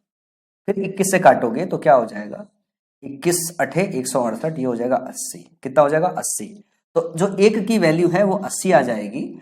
आपको 820 की वैल्यू चाहिए, तो जो आपका x होगा वो क्या हो जाएगा, 820 गुणे में 80। ये हो गया 2 0, 8 दूनी 16, 8 अठे 64, 65, 65,600 रुपए होगा जो है, ये कहीं ना कहीं दिया होगा, ये ऑप्शन नंबर बी में दिया हुआ है। समझ में आया? आई होप कंसेप्ट आपको क्लियर हो गया होगा। ठीक है, चलो अगले सवाल की तरफ चलते हैं। एक ऋण को 2 समान वार्षिक किस्तों में प्रत्येक 44,100 रुपए में वापस करना होता है। यदि चक्रवृद्धि ब्याज की दर 5% प्रति वर्ष रूप से संयोजित होती तो भुगतान किया गया कुल ब्याज कितना है। यहाँ पे ब्याज पूछा है, कुल ब्याज कितना है। तो हमें सबसे पहले क्या काम करना है, ये जो 5% है इसका फ्रैक्शन वैल्यू लिखना है कि हमें 20 से पहली साल में 21 हो रहा होगा अमाउंट, फिर 20 स्क्वायर से क्या हो रहा होगा, 21 स्क्वायर हो रहा होगा। ये हमारा इंस्टॉलमेंट होगा, ये हमारा अमाउंट होता है, ये हमारा प्रिंसिपल होता है, ये हमारा इंस्टॉलमेंट होता है, ये हमारा इंस्टॉलमेंट होता है। तो इंस्टॉलमेंट बराबर करने के लिए मैं इधर 21 का गुणा कर दूंगा, तो मेरे को इधर भी क्या करना पड़ेगा, 21 का गुणा करना पड़ेगा। यही चीज अभी सॉल्व करके आए हैं कि ये 882 बन रहा था और ये 820 बन रहा था, ये 820 बन रहा था। अभी सॉल्व किया मैंने इस पे। पूछा ब्याज कितना कमाया है, ये है आपका अमाउंट, ये है आपका प्रिंसिपल। तो ब्याज कितना कमाया, जरा डिफरेंस देखो कितना हो जाएगा, 800 में से 800 घट जाएगा, 82 में से 20 घटेगा, तो जो इंटरेस्ट होगा, ठीक है ना, जो इंटरेस्ट होगा ये कितना हो जाएगा, इंटरेस्ट हो जाएगा 62 का, 62 होगा। सवाल में क्या दिया हुआ है, ये 21 गुणे 21 की वैल्यू दी हुई है। 21 गुणे 21 की जो वैल्यू दी हुई है, जो इंस्टॉलमेंट दिया हुआ है सवाल में, ये दिया हुआ है 44,100। अब 21 गुणे 21 441 हो जाता है, तो जो एक की वैल्यू होगी वो 100 हो जाएगी। एक की वैल्यू 100 हो जाएगी, तो जो इंटरेस्ट हो जाएगा ये गुणा करेंगे तो क्या हो जाएगा, 6200 हो जाएगा। सवाल का सही जवाब जो है ऑप्शन नंबर सी हो जाएगा। अगले सवाल की तरफ चले। अगला सवाल है, एक निश्चित ऋण दो समान अर्धवार्षिक किस्तों में प्रत्येक 6,780 रुपए में लौटाया गया था। यदि ब्याज की दर 8% प्रति वर्ष चक्रवृद्धि हो तो ऋण पर कितना ब्याज अदा करना है, ब्याज बताना है। अब ये जो है आपकी अर्धवार्षिक किस्त है, इंटरेस्ट जो दिया हुआ सालाना दिया हुआ है, तो अर्धवार्षिक के हिसाब से क्या हो जाएगा, 4% हो जाएगा। 4% का मतलब हो गया 1/25, 1/25। तो आप ये कह सकते हो कि पहली साल या पहले 6 महीने में 25 से 26 होगा, फिर दूसरे 6 महीने में 25 स्क्वायर से 26 स्क्वायर होगा, और ये हमारा इंस्टॉलमेंट होगा, ये भी इंस्टॉलमेंट होगा, ये हमारा अमाउंट होगा, ये हमारा प्रिंसिपल होगा। हमको इंस्टॉलमेंट को बराबर रखना है, तो इसमें 26 का और इसमें 26 का गुणा कर देना है। देखो गुणा इसलिए करना पड़ेगा दोनों को, आपको गुणा इसलिए करना पड़ेगा क्योंकि आपको ब्याज पूछा है। तो 25 स्क्वायर जो होगा ये 625 हो जाएगा, ये क्या हो जाएगा 625 हो जाएगा, और ये कितना हो जाएगा 650 हो जाएगा। कैसे इतनी तेजी से गुणा किया, इसको आप लिख सकते हो 25+1, लिख सकते हो 25+1, तो 25 का 25 में गुणा 625, फिर 25 और जोड़ोगे तो 650 हो जाएगा। इन दोनों को जैसे ही जोड़ोगे तो आपके पास आपका यहाँ पे जो अमाउंट आएगा वो क्या आ जाएगा, ये 5 हो गया और 5 2 7 हो गया, 6 1275 हो गया। अब 26 का स्क्वायर शायद ही किसी को याद होगा, पर 13 का स्क्वायर सभी को याद होगा, 169। 13 का स्क्वायर होगा 169, और 169 को 4 कर लोगे तो 4 9 36, ठीक है ना, और 4 6 24 एक 4 6 24 3 27, और 4 1 4 2 6, ठीक है ना। नहीं, एक 13 का स्क्वायर और भी करना पड़ेगा, 26 स्क्वायर है ना, 26 स्क्वायर दोनों जो, अच्छा ये जोड़ना पड़ेगा, गुणे 2 भी करना पड़ेगा, तो सीधे सीधे 8 का गुणा कर देते हैं, नहीं किया है तो 2 का गुणा कर देते हैं। तो ये हो गया 2 6 12 676 हो गया,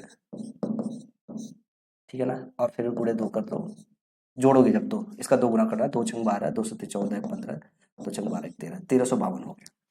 अब इनके बीच अगर डिफरेंस निकाले, अगर मैं इंटरेस्ट निकालूं तो इंटरेस्ट क्या हो जाएगा, INTEREST, मजे ले रहा हूं ना मैं। इंटरेस्ट निकालोगे तो इंटरेस्ट कितना हो जाएगा, 1352 में से 1275, ये 25 पहुंचे 1300 हो गया, इसमें 25 जोड़ोगे तो 25 + 52 कितना हो गया, 77 हो गया। इंटरेस्ट आपका 77 यूनिट हो जाएगा, जो हमने रेट के हिसाब से सॉल्व किया है। लेकिन सवाल में ध्यान से देखो कि आपका इंस्टॉलमेंट दिया हुआ है, इसकी वैल्यू दी हुई है 676, क्या दी हुई है, इसकी वैल्यू 676 दी हुई है। तो 26 स्क्वायर की वैल्यू जिसको याद है उसको पता होना चाहिए 676 होती है, तो 676 हो गई 26 स्क्वायर की वैल्यू जो है, तो एक की वैल्यू कितनी आ गई, एक की वैल्यू 10 आ गई। एक की वैल्यू 10 आ गई तो 77 की वैल्यू कितनी हो जाएगी, इसमें 10 का गुणा कर देंगे, इसमें गुणे 10 कर देंगे, तो फाइनली हमारी क्या आ जाएगी, 770 आ जाएगी। तो सवाल का सही जवाब क्या हो जाएगा, ऑप्शन नंबर डी। आगे चले, मजा आ रहा होगा सवाल को सॉल्व करने में, एक बार कंसेप्ट पकड़ में आ जाता है ना तो सवाल सॉल्व करने में खूब मजा आता है। अगला सवाल है, एक ऋण दो समान वार्षिक किस्तों में वापस किया जाना है यदि चक्रवृद्धि ब्याज की दर 10% प्रति वर्ष वार्षिक रूप से संयोजित हो और प्रत्येक किस्त 6,534 रुपए है, तो कुल ब्याज क्या करना है, फिर से यही निकालना है। तो आप इसको तेज कर सकते हो आप। अब 10 का 11 करो, ठीक है ना, फिर 10 स्क्वायर का 11 स्क्वायर करो, ठीक है, फिर इधर 11 का गुणा करो, फिर इधर 11 का गुणा करो, तो ये हो जाएगा 242, और ये हो जाएगा 100, ये हो जाएगा 110, 210, 210 से 242 हो गया। इंटरेस्ट कितना चार्ज होगा, 32 रुपए का चार्ज होगा। क्या पूछा है, तो कुल ब्याज पूछना है, 32 की वैल्यू बतानी, यही आपका इंटरेस्ट है, इसकी वैल्यू बतानी है। पर सवाल में दिया क्या हुआ है, सवाल में दिया हुआ है ये आपका जो इंस्टॉलमेंट है, इस इंस्टॉलमेंट की बात करें तो 121 की वैल्यू दी हुई है, कितनी 6534 दी हुई है, 6534 दी हुई है, ठीक है। देखो कटेगा तो 11 से काटो, फिर से 121 का पहाड़ा पढ़ना थोड़ा मुश्किल होता है, 5 बार जाएगा और देन 54 जाएगा, इसको काटोगे तो 54 आ जाएगा, ठीक है ना, और वैसे भी काटोगे तो 54 ही आएगा, तो काट लेते हैं, क्या ही फर्क पड़ता है, 11 कम 11, ठीक है ना, 11 5 55 93, ठीक है ना, सॉरी 11 और 99, 11 चौक 44, 11 से काटो, 11 5 55, 11 चौक 44, देखो आया ना, एक की वैल्यू 94। तो ये जो 32 की वैल्यू कितनी हो जाएगी, 32 गुणे 54 था ना, 94 नहीं, 32 गुणे 54, ठीक है। अब जरा इधर देखो, 4 दूनी 8, यूनिट डिजिट एक ही में आ रहा है 1728, तो पूरा गुणा करने की जरूरत नहीं है, 2-3 सेकंड ज्यादा लगता है क्योंकि कैलकुलेशन इतना ज्यादा तो है नहीं, तो 2-3 सेकंड ज्यादा लगता है, पर यूनिट डिजिट अलग अलग है तो यूनिट डिजिट गुणा करके ऑप्शन नंबर ए टिक कर दिया अपन ने। अगला सवाल है, जरा ध्यान से देखो। सुरेखा ने एक राशि उधार ली और उसे 5,547 की 2 समान वार्षिक किस्तों में वापस कर दी। यदि ब्याज की दर 7 से 1/2% प्रति वर्ष चक्रवृद्धि ब्याज थी तो उसके द्वारा भुगतान किया कुल ब्याज क्या था? इसमें भी ब्याज निकालना है। अब जो रेट है, बस रेट को ही देखना है, क्या है, 15/2 है, 15/2%, ठीक है। 5 तेई 15, ये हो गया 20, 20 दूनी 40, 3/40 हो गया, 3/40 हो गया। 2 साल की बात है तो आप डेटा डायरेक्टली लिख सकते हो ना, आप क्या लिख सकते हो, दूसरे साल में आप डायरेक्टली पहुंच जाओ। आपको ये पता है 40 स्क्वायर से क्या होगा, 43 का स्क्वायर होगा। आप कहोगे कि सर जी हाँ होगा 40 स्क्वायर से, तो इधर भी आपको 43 की जगह 43 स्क्वायर लिखना पड़ेगा। अब 40 से 43 जा रहा था तो 43 का दोनों साइड से गुणा किया है तो मैं डायरेक्टली पहुंच गया 40 का 43 से गुणा करके। अब 43 का जो है स्क्वायर किसी को याद होना चाहिए, ठीक है ना, 43 का स्क्वायर किसी को याद होना चाहिए कि 43 का स्क्वायर क्या होता है।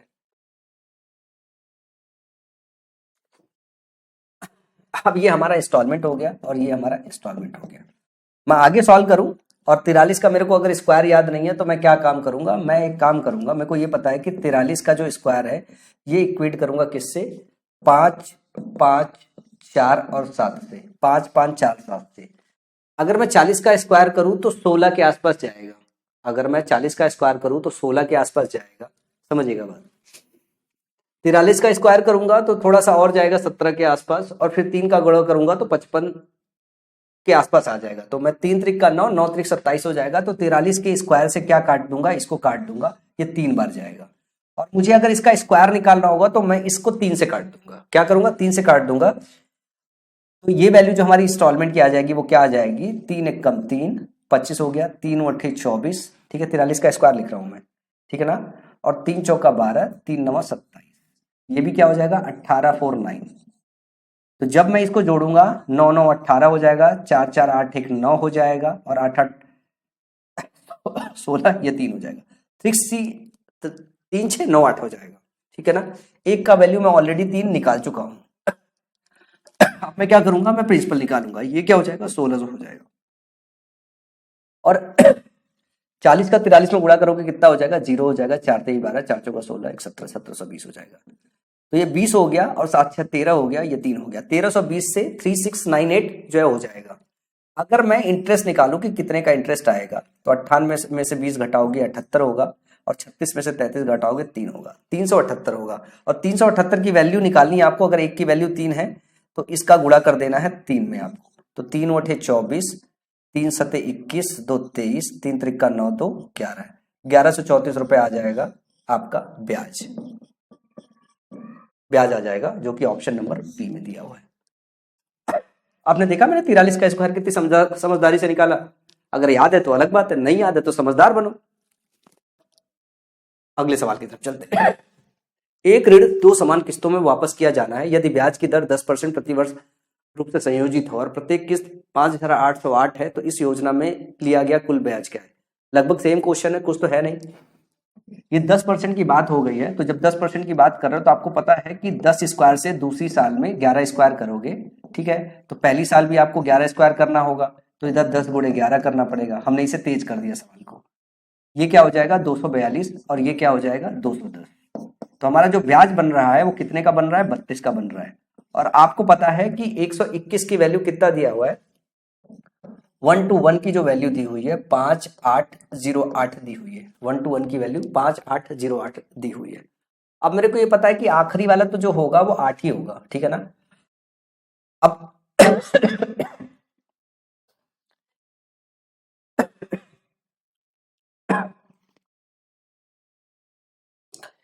और अगर किसी को ना समझ में आए तो काट लो भैया, 11 से 11 कट गया, 11 पचे 55, ठीक है ना, 30 बचा, 11 दूनी और फिर 11 अठे, फिर 11 से काटोगे तो 11 चौक 44, ठीक है, 11 अठे 88। तो जो एक की वैल्यू है वो 48 आ जाएगी। तो 32 की वैल्यू कितनी हो जाएगी, 32 गुणे 48 करना पड़ेगा, 32 गुणे 48 करना पड़ेगा ब्याज निकालने के लिए, जो आपका ब्याज आएगा। ठीक है ना, ये हो जाएगा 32 गुना 48। तो 8 दूनी 16, यूनिट डिजिट इसी में है 1536 में, ऑप्शन ए सही हो जाएगा। इसको पूरा भी गुणा कर सकते हो, लेकिन अगर 2-4 सेकंड आपके बच सकते हैं एग्जाम में तो बचा लो यूनिट डिजिट देख के। अगला सवाल है, एक मोबाइल फोन 7,79,860 रुपए नगद भुगतान पर या 60,000 रुपए नगद भुगतान के रूप में और शेष राशि 3 समान वार्षिक किस्तों में उपलब्ध है। यदि दुकानदार वार्षिक रूप से संयोजित 10% वार्षिक की दर से ब्याज लेता है तो प्रत्येक किस्त की राशि क्या होगी। ये देखो मैं पहले बता देता हूं, अभी तक ये वाला सवाल नहीं पूछा गया है, ठीक है ना, ये कॉम्प्लेक्स क्वेश्चन है, लेकिन अभी आपके लिए बहुत आसान हो जाएगा। मतलब अभी तक यहां तक नहीं पूछा गया है, लेकिन मैंने 2-4 क्वेश्चन ले लिया है ताकि आप यहां तक भी कर करा लो। इस सवाल को ऐसे देखो कि जैसे या तो आपने इतना पे कर दिया तो कोई बात नहीं, अगर इतना नहीं पे कर पा रहे हो तो 60,000 पे कर दे रहे हो। 60,000 जब भी पे कर रहे हो तो आपके पास 19,860 रुपए बचा हुआ है जिसको किस्त में पे करना है। अब ये 79,860 इसे तो हटा दो, ये किसी काम का नहीं ना, बस कुल मिला जुला के 19,860 को 3 किस्तों में पे करनी है। सवाल की समरी तो यही है, 19,860 रुपए को 3 किस्तों में पे करनी है, और तीनों जो है आपकी इक्वल इंस्टॉलमेंट है। तीनों क्या है, इक्वल इंस्टॉलमेंट है। तो रेट की अगर मैं बात करूं तो रेट कितना दिया हुआ है, जरा ध्यान से देखो, रेट दिया हुआ 10%, 10% तो यहाँ।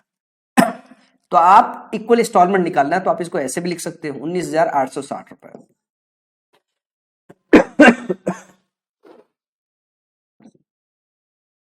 दो तरीका बताता हूं, एक तो फॉर्मूले से निकाल देते हैं, एक तो फार्मूले से निकाल देते हैं, और दूसरा अभी जो अपन जिस तरीके से कर रहे हैं उससे भी कर लेते हैं। 19,860 रुपए हो गया, और आपको पता है पहले क्या काम करोगे, ये आप 100/100 प्लस आर लिखोगे, ये क्या हो जाएगा 10/11 हो जाएगा, 10/11 हो जाएगा। तो आपको क्या काम करना है, 10/11 करना है, फिर 10/11 का स्क्वायर करना है, फिर 3 किस्तें हैं तो 10/11 का क्यूब करना है, ये जोड़ना है, ये साथ में आई के बराबर होगा, इंस्टॉलमेंट आप कॉमन ले लेते हो, यहां से आई सॉल्व कर लोगे। तो आई अगर आप बोलोगे तो आप क्या कह सकते हैं, 19,860 अपॉन में, ध्यान से देखो, 10/11 प्लस 10/11 का स्क्वायर प्लस 10/11 का क्यूब। आप ऐसे कर सकते हो, ये मेथड है, यहां से आई आप सॉल्व कर लो, ठीक है ना, यहां से सॉल्व करके आई आ जाएगा। दूसरा जो मेथड है जो अपन कर रहे हैं कि हम क्या करेंगे, हम 10 से 11 जाएंगे, फिर 10 से क्या जाएंगे, 10 स्क्वायर से 11 स्क्वायर जाएंगे, फिर क्या जाएंगे 10 क्यूब से 11 क्यूब जाएंगे, और हमारा इंस्टॉलमेंट अगर इक्वल है तो इसमें हम 11 का गुणा करेंगे, इसमें हम 11 स्क्वायर का गुणा करेंगे, 11 स्क्वायर का गुणा करेंगे। तो यहां पे मुझे 121 का गुणा करना पड़ेगा, और यहां पे मुझे 11 का गुणा करना पड़ेगा, यहां किसी का गुणा नहीं करना पड़ेगा।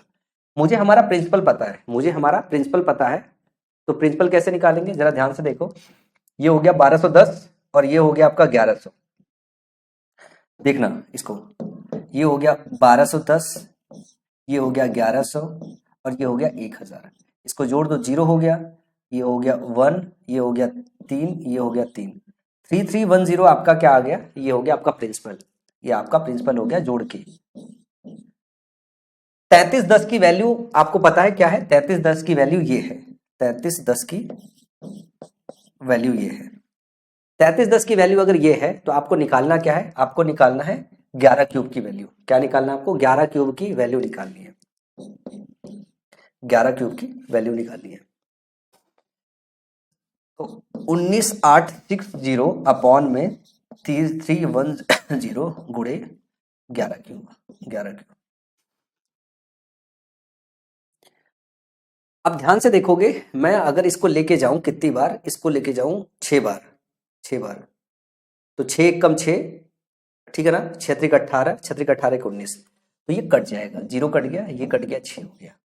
तो जो आपका डेटा आएगा वो 11 का डिविजिबल होना चाहिए, 3 का डिविजिबल होना चाहिए। तो मैं 11 और 3 की डिविजिबिलिटी एक बार चेक कर लेता हूं अपने ऑप्शन में। देखो ये वाला तो ऑप्शन होगा नहीं, ऑप्शन डी। क्या निकालना था, प्रत्येक किस्त की कीमत, तो 6000 तो हो ही नहीं सकती क्योंकि 11 का डिविजिबल नहीं है। अब जरा ध्यान से देखो, 8 6 14 और 9 7 16, ठीक है ना, 9 7 16, 8 6 14, ये 11 का डिविजिबल नहीं आ रहा, ये भी हमारा ऑप्शन नहीं हो सकता। यहाँ पे ध्यान से देखो, 9 6 15, 8 6 14, इन दोनों का डिफरेंस भी नहीं आ रहा है। और यहाँ पे देखो 9 6 15, 8 6 15, इस यही 11 का डिविजिबल आ रहा है, तो हमारा जो करेक्ट ऑप्शन होगा ऑप्शन नंबर ए आ जाएगा। अब आप देखो कि क्या इस तरीके से फॉर्मूले से लगाओगे तो सवाल आसान है या इस तरीके से लगाओगे तो सवाल आसान है। तो ये है इजी मेथड, ये है इजी मेथड, ये है इजी मेथड, और ये है आपका कैलकुलेटिव मेथड, कैलकुलेटिव मेथड। इस पर टाइम लग जाएगा आपको कैलकुलेट करने में, और इसमें आपको टाइम नहीं लगेगा कैलकुलेट करने में, तो ये आसानी से हो जाएगा। और दूसरी चीज आप यहां पे भी एक बात समझ सकते हो, अगर आपने इसको यहां लिख लिया तो ये ज्यादा तेज लिख सकते हो उससे, और ये समझ गए कि 11 ऊपर जाएगा तो जो भी आपका ऑप्शन आएगा वो 11 का डिविजिबल होगा। अगर ये आप ऊपर लेके जाओगे और अगर आप ये समझ जाओगे कि 11 का डिविजिबल होगा, ठीक है ना, तो एक ही ऑप्शन आपका 11 डिविजिबल है, तो ये डिविजिबिलिटी यहां से लगाओगे तो आसान हो जाएगा। अगर 11 की डिविजिबिलिटी का दिमाग चला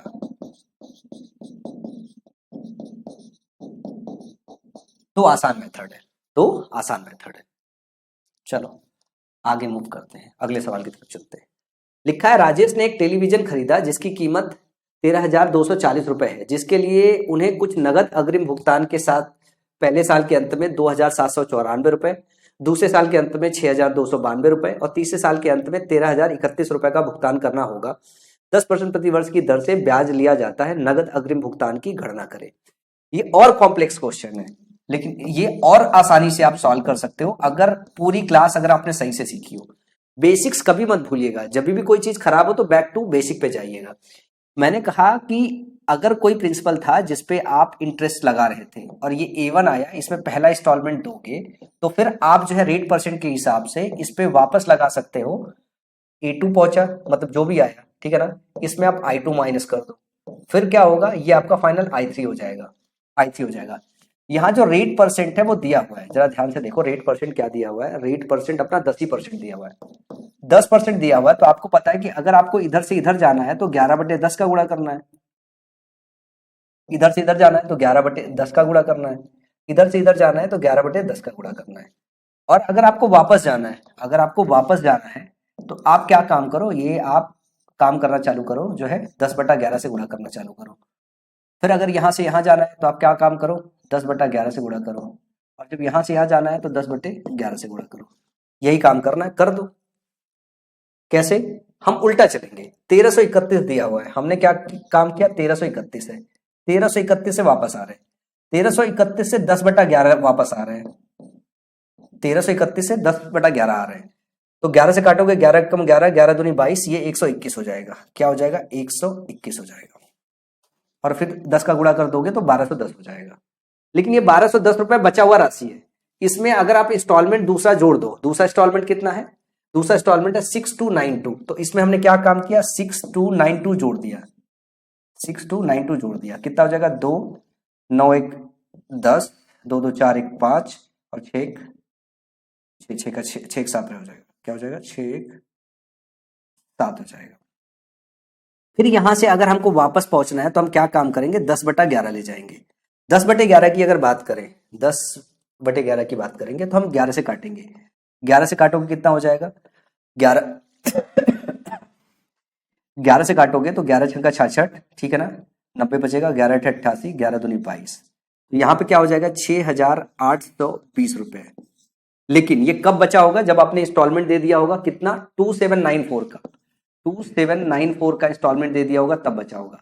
तो फाइनली अगर इसे जोड़ोगे तो ये हो जाएगा 4, ये हो जाएगा जो है 9 2 11, 8 7 15 1 16, 6 2 8 1 9, 9,614 रुपए जो होगा ये हो जाएगा आपका, जब ये 2,794 रुपए अगर आप जोड़ दोगे तो मतलब आपको क्या मिल गया, आपको A1 मिल गया, यहाँ पे आपको मिल गया A1। अब अगर जिस प्रिंसिपल पे ये लगा हुआ है तो एक बार वापस से क्या काम करोगे, 9614 का 10/11 कर दोगे, 10/11 करोगे, 11 से काटो, 11 8 88, ठीक है ना, और 8 बचा 11 7 77 जो है, और 11 चौक 84, ये कितना हो जाएगा, जो प्रिंसिपल हो जाएगा 8740 हो जाएगा, 8,740 हो जाएगा। तो आपको ये प्रिंसिपल मिल गया 8,740 रुपए का। इसी पे पूरा इंटरेस्ट लगा हुआ है। लेकिन उसने खरीदा कितना था टेलीविजन, 13,240 का, जिसमें उसने कुछ नगद दिया है, बाकी किस्तों में अदा किया है। इतनी उसने किस्तों पे अदा किया हुआ है, तो नगद कितना दिया हुआ था। अगर नगद निकालना है तो आपको क्या काम करना पड़ेगा, 13,240 में से माइनस कितना करना पड़ेगा, 18,700, सॉरी 8,740, ये हो गया 00, और 12 में से 7 गया 5, 12 में से 8 गया 4, 4500 रुपए जो है उसने नगद दिया था। तो ऑप्शन क्या हो जाएगा, ऑप्शन हो जाएगा बी। ये वाले जो क्वेश्चन है अभी तक आपके मेंस के एग्जाम में आए नहीं, ये अगर क्वेश्चन आएगा भी तो तकरीबन आप 50 सेकंड से लेके 7 सेकंड लोगे, 50 सेकंड से 7 सेकंड लोगे पढ़ने के बाद कैलकुलेट करने में क्वेश्चन, ठीक है ना। इज द बेस्ट मेथड, ये बेस्ट मेथड है इसको सॉल्व करने का, बेस्ट मेथड है सॉल्व करने का, इससे कोई आसान नहीं है। ये मैंने आपको समझाने में समय लिया है, लेकिन अगर आप इसको ऐसे करते ना तो मुश्किल से, अगर मैं करूंगा तो मैं 30-35 सेकंड में कर दूंगा, जिसका अभ्यास हो जाएगा वो इसको 30-35 सेकंड में कर लेगा, क्योंकि कंसेप्ट पढ़ने के बाद तुरंत अप्लाई होना चाहिए। तो मुझे आता है तो मैं अप्लाई कर लूंगा, आपको थोड़ी प्रैक्टिस में लेनी पड़ेगी, और सीख गए तो आप भी 30-35 सेकंड में कर सकते हो। अब ये सवाल है, जरा ध्यान से देखना। 3 वर्ष पश्चात 13,800 रुपए की देय राशि को प्रथम वर्ष के पश्चात शुरू होने वाली 3 किस्तों में चुकाया जाता है। प्रथम किस्त दूसरी की 1/3, दूसरी किस्त तीसरी की 1/2 है। यदि ब्याज की दर 20% वार्षिक चक्रवृद्धि है तो तृतीय किस्त की राशि ज्ञात कीजिए। सबसे कॉम्प्लेक्स क्वेश्चन है ये, सर के ऊपर ही से सबके गुजर जाती है। अगर सिंपल इंटरेस्ट आपने पढ़ा हुआ है इंस्टॉलमेंट, तो मैंने उसमें आपको ये बताया था कि बारोड मनी या उधार लिया हुआ पैसा, उधार लिया हुआ पैसा क्या होता है, और ड्यू या डेट क्या होता है। डेट क्या होता है, जैसे मैं एग्जांपल के लिए ले लूं कि अगर मैंने 1,000 रुपए उधार लिया किसी से, और 10% के हिसाब से अगर इंटरेस्ट लगाया है, और ये 1 साल में कंपाउंड हो रहा है, तो मैं अगर ड्यू या डेप्ट निकालूं कंपाउंड के हिसाब से, तो 2 साल में ये 21% हो जाएगा, 2 साल में 21% हो जाएगा। तो 1,000 का जो 21% होगा वो 210 रुपये होगा, मतलब 1,210 रुपये ड्यू या डेप्ट हो जाएगा, ड्यू या डेट हो जाएगा।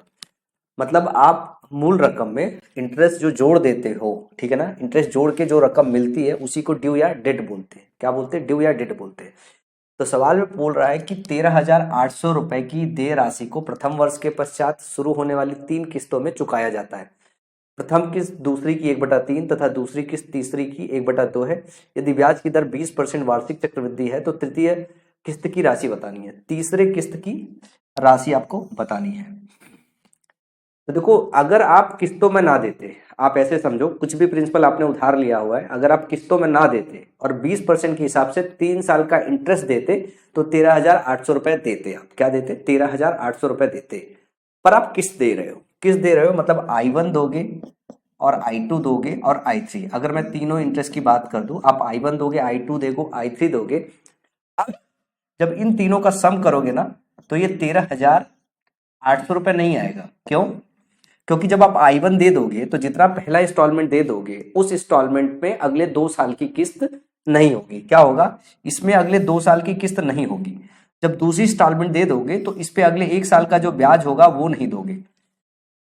अब तीसरे साल जो पैसा दे रहे हो उस पे तो मान लो जो ब्याज लग रहा है ब्याज दे रहे हो, तो I1 पे 2 साल का ब्याज नहीं देते हो और I2 पे 1 साल का ब्याज नहीं देते हो।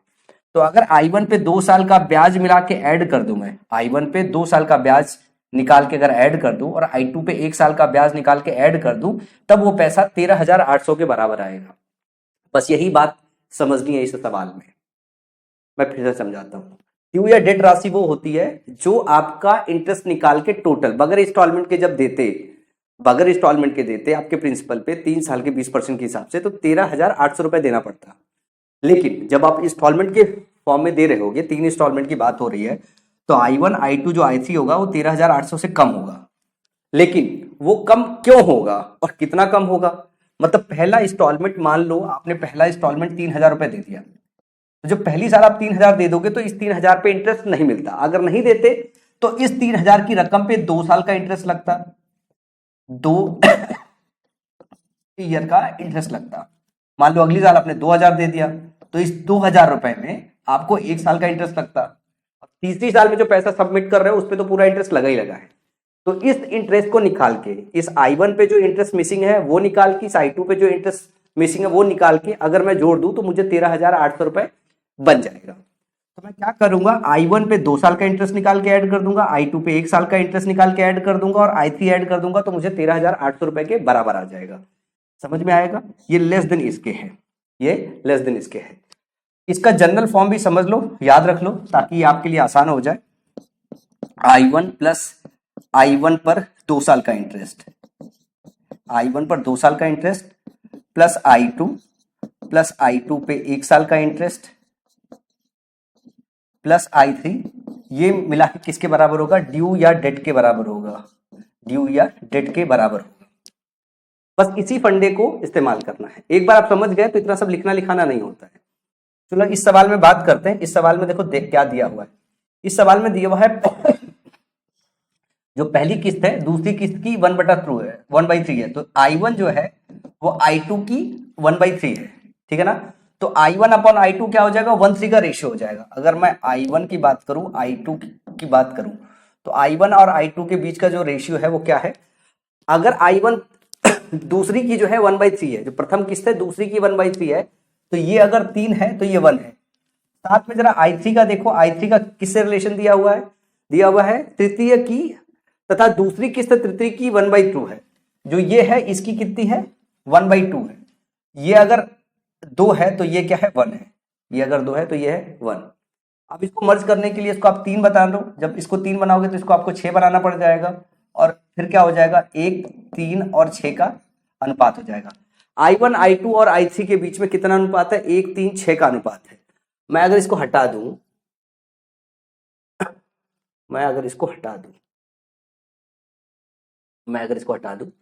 तो मैं इसी को क्या लिख सकता हूं, ध्यान से देखो। मैं इसी को मैं 100 का गुणा कर दूं, ये कैलकुलेशन आसान करने के लिए कर रहा हूं। ये 100 हो जाएगा, ये 300 हो जाएगा रेशियो I1, I2, I3, और ये 600 हो जाएगा। ऐसा मैंने इसलिए किया क्योंकि मेरे लिए कैलकुलेशन आसान है। मैंने कहा ये मेरा I1 है और ये मेरा I2 है, ये मेरा I3 है। तो ध्यान से जोड़ो, ध्यान से देखो। आपको एक बात पता है कि इस पे अपन ने क्या काम किया है, इस पे अपन ने 2 साल का इंटरेस्ट नहीं दिया है। जब अगर मैं इंस्टॉलमेंट पहला दे दूंगा जो है, तो 2 साल का इंटरेस्ट नहीं दूंगा। तो इस पे 2 साल का इंटरेस्ट 20% के हिसाब से कितना हो जाएगा, 20% के हिसाब से 44% हो जाएगा। 2 साल का सक्सेसिव 20% प्लस 20% प्लस 20 गुणे 20 मतलब 4% हो गया। तो 2 साल का क्या हो जाएगा, इस पे 44% इंटरेस्ट मिसिंग थी। तो इसमें अगर 44% जोड़ लेंगे तो ये अपने आप का 144% हो जाएगा, 144% हो जाएगा, है ना। 144% हो जाएगा। तो 144 रुपए का इंटरेस्ट मिसिंग था, तो इसमें मैं क्या काम करूं, 144 जोड़ दूं, 144 जोड़ दूं, या यूं कह दो 44 जोड़ दूं, इंटरेस्ट 44 जोड़ दूं, 44 जोड़ दूं, ये इंटरेस्ट मिसिंग था। इसमें अगर बात करूं तो 1 साल का मिसिंग था, मतलब 60 रुपए मिसिंग था, तो इसमें 60 रुपए जोड़ दूं। तो ये जो दोनों इंटरेस्ट मिसिंग था, इसको I1, I2, I3 में जोड़ दूं, तो ये सब जुड़ के कितना आ जाएगा, सब जुड़ के 13,800 के बराबर आ जाएगा। ये पूरा चुकाएंगे तो 13,800 चुक जाएगा।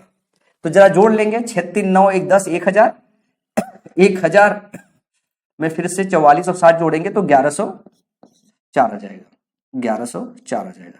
इन सबको जोड़ोगे तो 1104 आ जाएगा। ये हमारा टोटल क्या हो जाएगा, ड्यू या डेट हो जाएगा, जो हम पे करते। सवाल में इसकी वैल्यू दिया है 13800। क्या दिया हुआ है इसकी वैल्यू, 13800 दिया हुआ है। तो एक की वैल्यू कितनी हो जाएगी, एक की वैल्यू निकालोगे तो कटना तो चाहिए, किससे कटेंगे, 110, ठीक है ना, 13,800। जरा सही से जोड़ लो, 6 3 9 9 1 10 1000, 1000 में फिर ये 104 जोड़ोगे तो 1104 हो जाएगा। किससे कट रहा है,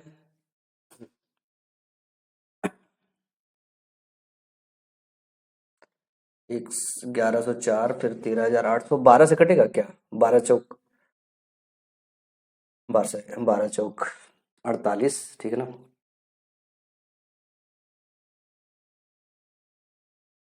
किससे कटेगा यार, 110, 3, दिमाग क्लिक कर नहीं रहा है, किससे कटेगा। तो 4 2 6, 3 से कटना चाहिए, 8 3 11 12, 3 से काट के देखते हैं, ठीक है ना। 3 से काट लेते हैं, 3 से काटते हैं तो 3 त्रिका 9, और ध्यान से देखो 9 हो गया 20 हो गया, 3 से 18, 3 उठे 24, 3 से काटेंगे तो 3 चौका 12 हो गया, और 3 से 18 हो गया 00, ठीक है ना, 00 हो गया। तो मुझे ये 23 दिखाई दे रहा है, ये हमें 23 दिखाई दे रहा है, ठीक है ना। यहाँ पे तो 368 फिर से 4600 है, फिर से 4600 है। अब इसको और आगे काटने के बजाय मैं एक काम करूंगा, थोड़ा सा और रुक के काटता हूँ इसको, ठीक है ना। तो 368 की वैल्यू 4600 है, तो आपको 600 की वैल्यू निकालनी है, 600 की निकालनी। तीसरी इंस्टॉलमेंट क्या है आपकी, तीसरी इंस्टॉलमेंट ये है, तो 600 की वैल्यू निकालनी है, तो ये हो जाएगा 4600 बटा 368 गुणे 600, ठीक है ना। 8 से 14, 14 3 17 नहीं कट रहा है, 23 से कटेगा पक्का, ठीक है ना। 23 से काट देते हैं, ये आ गया 200, जरा ध्यान से देखो।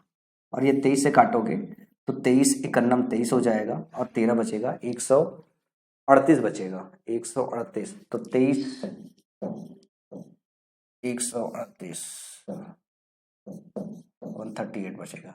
फिर 6 से गुणा करोगे तो आ जाएगा, ये हो जाएगा 23 छंका 168, ठीक है ना। 23 छंका 168 हो जाएगा, 23 से काटोगे तो, काट दिया अपन ने। और आपको सोल्यूशन देखना है, सोल्यूशन क्या आ रहा है, फिर ध्यान से देखो। एक तो जो भी डेटा है वो 3 का मल्टीपल होना चाहिए, तो बहुत सारे मल्टीपल है 3 के। 4 से काटेंगे, 4 चौका 16, और 4 से काटेंगे तो 4 पंचे 20, 50 हो गया। 4 से इसको काट देंगे तो 15 चौका 60, ठीक है ना। और 50 गुणे 150 करोगे तो 750, 75000 आ जाएगा, ऑप्शन नंबर बी हो जाएगा। इसका जैसे गुणा करोगे तो कितना आ जाएगा, 7500, ठीक है ना। तो सही सवाल का जवाब क्या हो जाएगा, ऑप्शन नंबर बी। एक सवाल और करते हैं, कंसेप्ट आपका क्लियर हो जाएगा पूरी तरीके से, ठीक है ना। और आज की क्लास का आखिरी सवाल भी है। 3 साल में दे 12,820 रुपए की जो राशि है, 1 साल के बाद से 3 वार्षिक किस्तों में पूरी तरीके से चुकाया जाता है।